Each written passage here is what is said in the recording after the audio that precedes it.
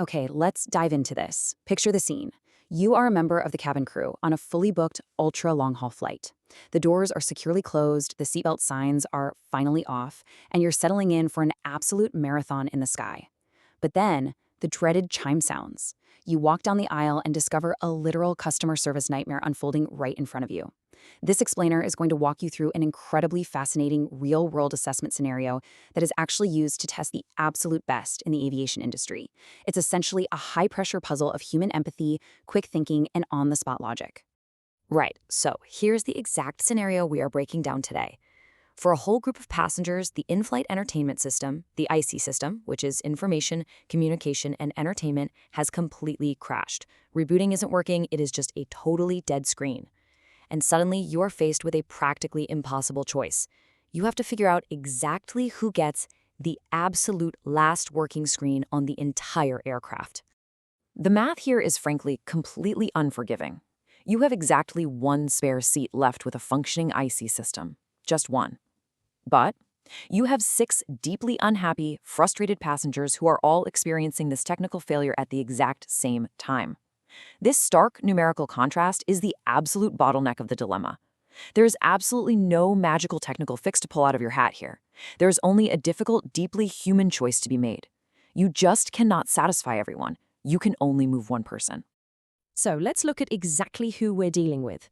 Imagine those cabin bells ringing, the stress rising as you take in these 6 very distinct profiles. First, you've got a first-time traveler who is visibly terrified of flying and desperately needs a distraction. Second, an unaccompanied minor, a child traveling completely alone, begging to watch her favorite cartoon. Third, a frequent flyer, an Emirates Skywards Gold member, a VIP who regularly writes glowing reviews.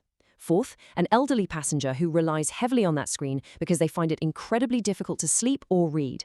Fifth, a passenger traveling to attend a family funeral who literally just told you the entertainment would give them something uplifting to focus on. And finally, the husband of a newlywed couple on their honeymoon who insists that watching a movie together is a core part of their travel experience. You know, as if the airline is somehow responsible for their romantic date night. Let's stop for a second and step out of that stressful cabin environment. If you're a recruiter watching candidates try to solve this, what are you actually looking for? Because let's be real, this isn't just about fixing a TV screen. It is a carefully engineered psychological puzzle designed specifically as a group discussion exercise for high-stakes cabin crew interviews. It strips away all the easy, obvious answers to see exactly how you process competing human emotions under strict constraints. Now, what's really interesting about this slide is the exact rubric of the assessment. You're being evaluated on a complex matrix of core skills. Sure, standard customer service and decision-making are on there, but look a little closer at prioritization and empathy. I mean, how do you rank one person's grief against another person's sheer panic?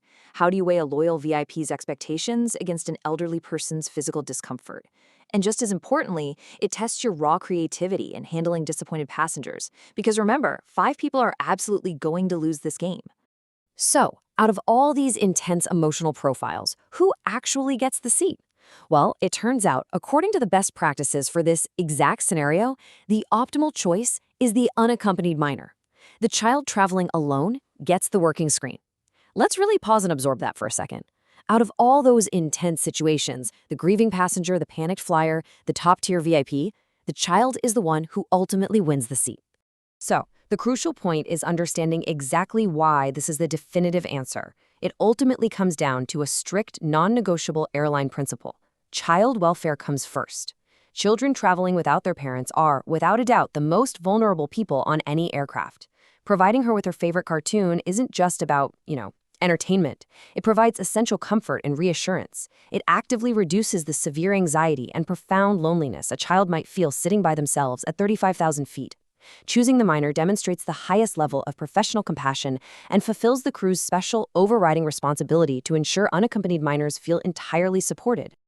If you were sitting in that interview room, a top-tier passing answer sounds exactly like this. I would choose the unaccompanied minor because children traveling alone need extra care and reassurance. For the other passengers, I would provide personalized attention. This is an absolutely brilliant response. Why? Because it doesn't just stop at making the tough choice. It immediately acknowledges the fallout. It shows completely fair decision-making based on vulnerability, but instantly pivots to taking responsibility for the 5 passengers who were left behind. And this brilliantly illustrates the deep, deep nuance of airline prioritization. The scenario actually has an incredibly strong runner-up, the terrified first-time flyer. I mean, putting a movie on for someone having a full-blown panic attack is an excellent use of distraction to significantly reduce anxiety. But when you compare these two side by side, duty of care towards a minor will mathematically always trump anxiety relief for a capable adult. As an adult, the first-time flyer can be reasoned with and calmed down through other methods. A child traveling alone simply lacks those adult coping mechanisms. Okay, so you've moved the child to the spare seat. They are happy watching their cartoons. All good, right? But turn around. You now have 5 intensely disappointed passengers staring at totally blank screens on an ultra-long-haul flight. The true test of this exercise is the art of the rebound. How do you ensure these remaining passengers still feel highly valued when you have literally nothing technical left to offer them? This is exactly where exceptional customer service really shines. You have to craft a totally personalized recovery strategy for every single one of them. For the panicked first-time flyer, well, since you can't give them a movie, you give them your time. You check on them regularly, reassure them warmly, and use real human conversation to bring that anxiety down. For the Skywards Gold member, the VIP whose loyalty practically pays your salary, you lean hard into professional recognition. You sincerely thank them for their continuous support, stroke their ego just a little bit, and explain the situation with total transparency. For the elderly passenger who can't sleep, you go analog. Bring them magazines, reading materials, and offer frequent physical assistance to make sure their environment is as accommodating and comfortable as possible.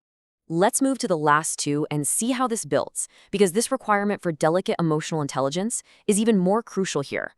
For the passenger traveling to a family funeral, over-the-top cheerfulness, that's the exact wrong move.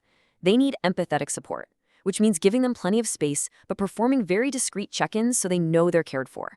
And for the newlywed husband who desperately wanted a shared movie experience, you acknowledge their special life event. Congratulate the couple, perhaps bring them a special beverage, or write a really thoughtful congratulatory note from the crew. You replace the lost digital experience with a memorable, genuine human gesture.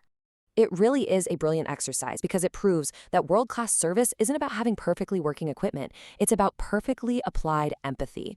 So as we wrap up this explainer, I want you to ask yourself, do you actually agree with the choice? Would you have prioritized the vulnerable minor, or would the sheer panic of the first-time flyer have swayed you? And perhaps the most daunting task of the whole shebang, how would you have stood there face-to-face to tell a highly loyal VIP that they aren't getting the seat? Think about how you'd handle that kind of pressure and how you can actually apply this masterclass in prioritization to the difficult everyday decisions in your own life.